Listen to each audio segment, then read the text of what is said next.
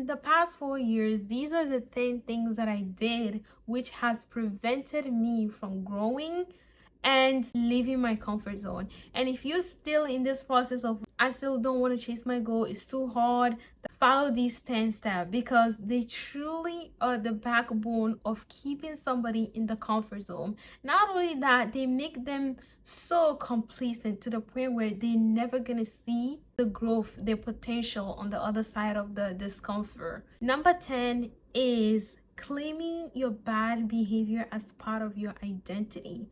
I was the one claiming excuses. Oh, I'm just lazy. I just can't get out of my bed.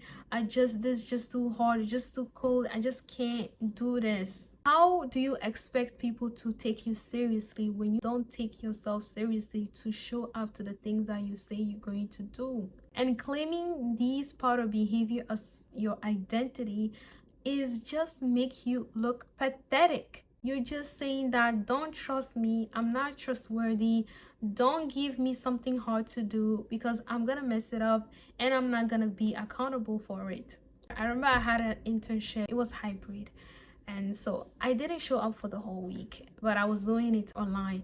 So the day that I show up, I was having this rigid storytelling excuses to career guidance, and I was like, oh my god, I was so sick and I was so dying, I was feeling so uncomfortable and this and that.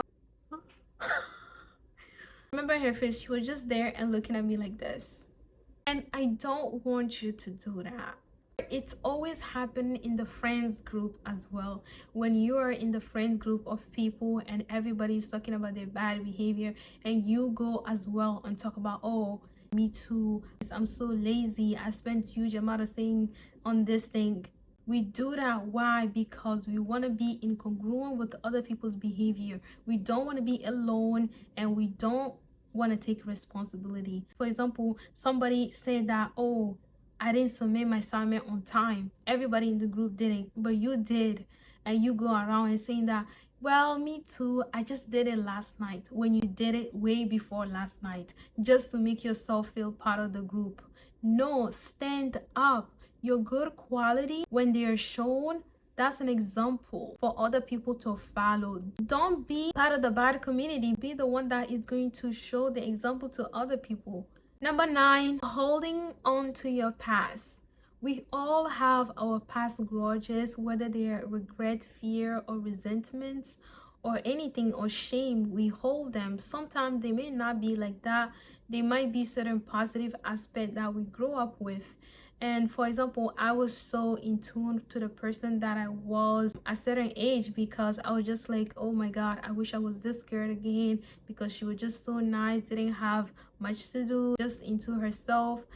And I was just thinking, what are you thinking about, stupid? You want to go back to that girl that doesn't have any sense of choice, that doesn't think for herself, have people think for her, and people pleasing, literally breaking her bone for other people. You want to go back to that girl? Now move on. Stop holding on to your past self, no matter whether it's good or bad. Just make them part of your experiences and move on. It's some people used to know you in other ways, and then now you have changed in different ways. That's not your job to tell them to correct them. You just need to live and exist. You don't need to go around changing people's perspective because you also have changed. But A was depriving ourselves from good. This one stemmed from the things that we lack in life. We tend to think that other people deserve it more than us, therefore they need to have it at first hand, even when we ourselves are dying. Don't do that. Why? Because you eliminating opportunities on your way. If something comes your way, appreciate it and move forward with it, instead of saying that you don't deserve it. Or it might happen in different way where you will not appreciate good for yourself. For example, knowing that eating healthy will genuinely increase your energy and help you live a better life, well, you're depriving yourself of good. A lot of people do this, and I was so guilty of it. One time I remember, right, I went to the grocery. I was thinking, oh my god, I'm in budget, I don't need to buy this, and I'll buy groceries that I know are not good for my health. And knowingly knowing that it's not good for my health create this guilt inside of me, and then I'll eat that food, and then I'll have all the problems that I know I will get. And I'll just say, well, I need to save money, I need to do this, I need to save money. No, I'm literally depriving myself of the nutrients that I need. A lot of the time is changing our mindset in the way we approach to things, and say that we deserve those good opportunity, we deserve to eat good, we deserve to sleep well, and we deserve to have good things that will provide the best option for us in the future. I'm simply getting the value of what I paid for. I'm not wasting any money, and the value that I pay for is having a good meal to eat. Number 7, not admitting your goals. This one stems from this notion of I am being ungrateful. I shouldn't be asking for more. I should be happy with just the way I am. I should be happy with just the things that I have. Whatever your goal is, just admit it. If you want to be a stay-home mom, admit that. If you want to become a millionaire, admit, I want a lot of money. Admit that you want to work in a big office. Admit whatever you want in your life. If you're not admitting, you're not receiving the opportunity. The first step into moving forward with your goal is admitting those goals. And a lot of the time is because whenever we want something in life, we can't just have it. Why? Because it comes with its own responsibility, and that responsibility might be the misjudgment that other people is gonna view towards us. For example, somebody saying that I want to be a stay-at-home mom might create a discomfort in other people to judgment, and that is their responsibility to deal with that and own up to their action. If somebody say I want to be a millionaire, that is a huge amount of responsibility they have to deal with outside world telling them that they need to stay whatever they are. They don't need to chase that goal of their dad. They are ungrateful, they are entitled, and they are capitalists. Whatever goal you have comes with a responsibility, and many people don't want to handle the responsibility of having the goals. That is why they're not admitting. And if you're not admitting your goals, chances are you're not seeing the opportunities around you. Number 6, doing things out of desperation. This one stems from being lost and don't know what to do. A lot of the time, you don't need a specific path to say, this is the way forward. You just need a path that's gonna orientate your life towards where you're going. We are so focused on rigid on this is the path that I want to take, such that we neglect the primary action. When you're in lost state, you need to be moving, and when you're not moving, you will stay in that paralysis decision, and many people live in that paralysis decision. That's why they end up doing things out of desperation. And doing things out of desperation is going to lead you more of resentment. Why? Because they're not core to the value of the things that you want to do in your life. So don't do things out of desperation, because we follow other people's advice so many times. You need to shut down those noises. These things are noise. You have to look within yourself, and the first thought that comes to your mind of the things that you want to do, go after it relentlessly. Why? Because it's going to create a focus and reorientate your life towards that goal. Number 5, wait to be saved. Gosh, waiting to be saved from your problem. Listen, nobody is coming, and this one stems from the analogy of having the Prince Charming that is going to come and save you from your problems and instantly give you the perfect life and beautiful life that you want. That sounds familiar? The answer is that will never happen. You need to save yourself first. If you envision that Prince Charming, do you really think that Prince Charming will come to the person who is not the princess? So you gotta be the princess for that Prince Charming, and being the princess means You need to step out of your comfort zone.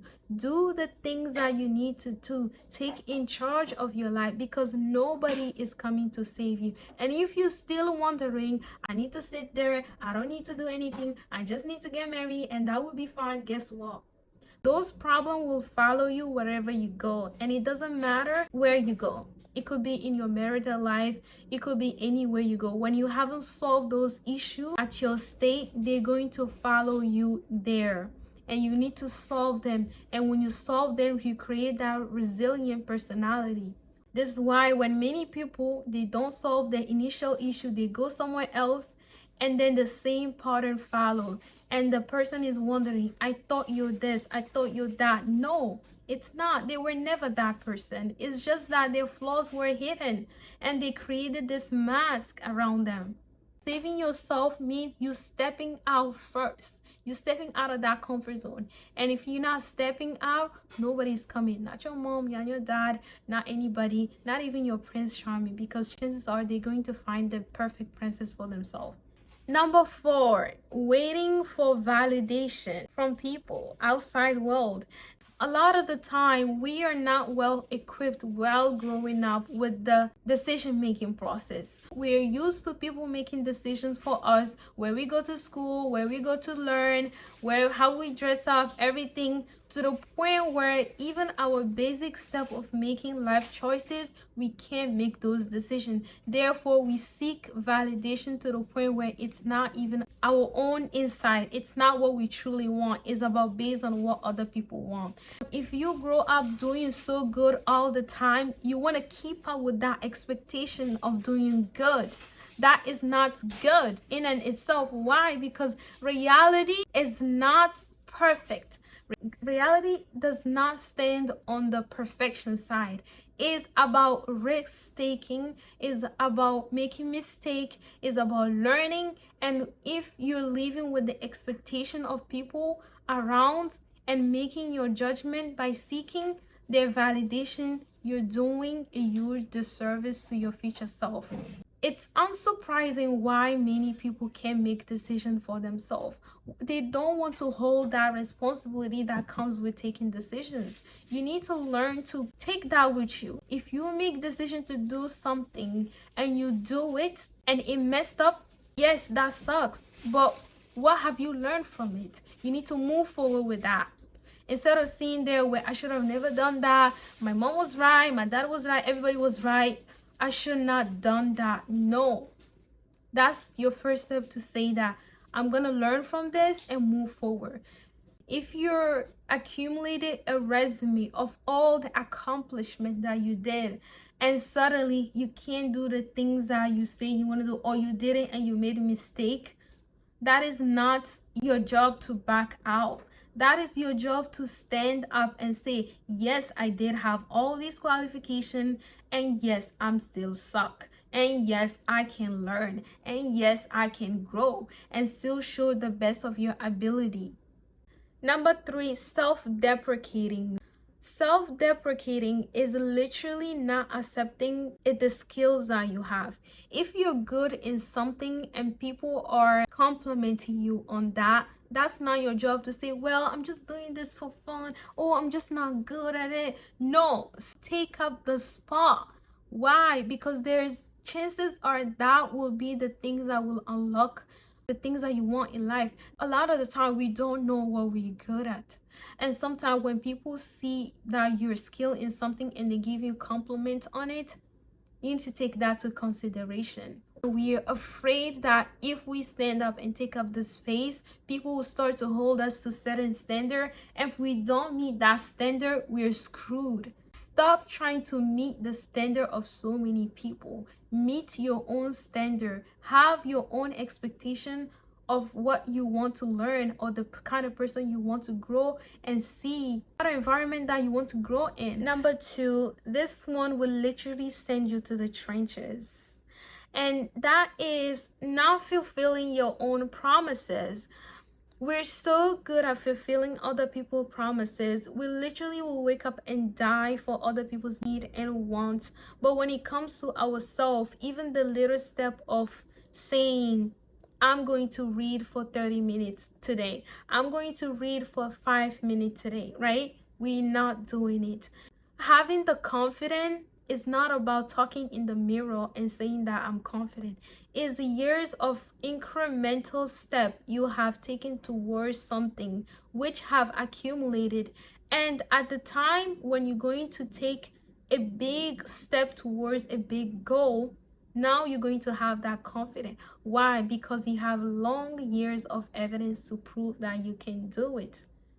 It's stupid for me to sit here and say that I can write a whole book when I haven't even spent hours to write, when I haven't even spent even a minute to try to write something incredible. When you don't fulfill your own promises, what you're saying is that you're less worthy of the things that you want, and you're less deserving of the respect towards yourself. Hard lesson is that respect that people show you, it's absolutely nothing. I swear to God. But your own self-respect, if you have it, you will be unshakable. Why? Because it's easy to break it with yourself, and it's easy to fake it with others. But when it comes to yourself, you can't fake it. We all want to pretend that we don't know what to do. We all know what to do. So the first step, stop pretending. Take that small action. That is going to create a respect towards yourself. And every time you hold that action, you say, I'm going to do, you're building that respect. Hold on to those little promises that you make. The top one, this one is like praying against yourself. And that is blaming Allah's qadr. I hate it when people claim Allah as part of their endeavors when they don't take responsibility. They don't hold themselves accountable to the things that they do, and just blaming God and say that, well, it was God's doing. God didn't want me to accomplish that. I was just so sick. That was God's plan. You're saying that God doesn't want you to do good. God doesn't want you to do great things in your life. God doesn't want you to take care of yourself. When you go around casting this thing is just God's plan, guess what? It's going to be against you. That's just a prayer that you have casted, and you will be blinded by that for so many years in so many different circumstances. I hated when people use that it's God's plan. And I was so afraid that in years down the line, 5 years, it is me who's going to be claiming this statement that it was God's plan. I knew that I cannot be part of this group of people that blames God for their own endeavors. A lot of people don't try it. It's because they think it's not worth trying. It is so good to do something and fail at it and not do it and sit on your deathbed and have that regret of, I should have done that. No, you had the opportunity. These are the same people casting fear in other people's goals and aspirations by using God's plan. Not only are you casting this low mindset behavior towards yourself, you're casting it to other. You're going and saying, well, I did it, God, it was God's plan and it didn't work, so you as well, I think it's not gonna work because of this and that. When you know within yourself that you have never tried it hard enough, you have never lived out of your comfort zone to face your fear, you have never taken action towards the thing that you truly wanted, you just blamed God. And now you're going around spreading the same fear into other people's goals and aspirations. You guys need to be stopped. Let's advise people to move forward with the things they want to do in life by seeking advice from the people that have already done it. Not seek advice from the people that never done it and have limited belief. Having an abundance mindset as a Muslim is a requirement. It's not this thing of luxury, oh, I just need to practice. No, it's actually a requirement. Why? Because it saves you so much from despair and misery. Move forward, cherish your life, be responsible, stay accountable, be close to God. We all gonna grow and die one day. So stop living up to people's expectation, live up to God's expectation.